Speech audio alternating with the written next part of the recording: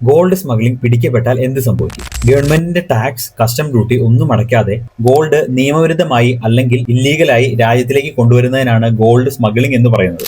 1962 customs act പ്രകാരം ഒരു NRI അല്ലെങ്കിൽ വിദേശത്ത് താമസിച്ച് ജോലി ചെയ്യുന്ന ഒരു ഇന്ത്യൻ പൗരന് ഡ്യൂട്ടി ഫ്രീ ആയി കൊണ്ടുവരാവുന്ന ഗോൾഡിന് ലിമിറ്റ് നിശ്ചയിച്ചിട്ടുണ്ട്. ഡീറ്റെയിൽഡ് വീഡിയോ അക്കൗണ്ടിലുണ്ട്, മിസ്സായി പോയിട്ടുണ്ടെങ്കിൽ കണ്ടു നോക്കുക. ഡ്യൂട്ടി ഫ്രീ ലിമിറ്റിന് മുകളിൽ കൊണ്ടുവരുന്ന ഗോൾഡിന് ടാക്സ് അടച്ചിരിക്കണം. ടാക്സ് അടയ്ക്കാത്ത പക്ഷം അത് ഗോൾഡ് സ്മഗ്ലിംഗ് ആയി കണക്കാക്കും. ഇനി സ്മഗ്ലിംഗ് പിടിക്കപ്പെട്ടാൽ എന്ത് സംഭവിക്കും? നിയമ നടപടികൾ നോക്കാം. മുഴുവൻ സ്വർണവും സീസ് ചെയ്യാൻ കസ്റ്റംസിന് അധികാരമുണ്ട്. സ്വർണത്തിന്റെ വിലയ്ക്ക് സമാനമായ പെനാൽറ്റി അടയ്ക്കേണ്ടി വന്നേക്കാം.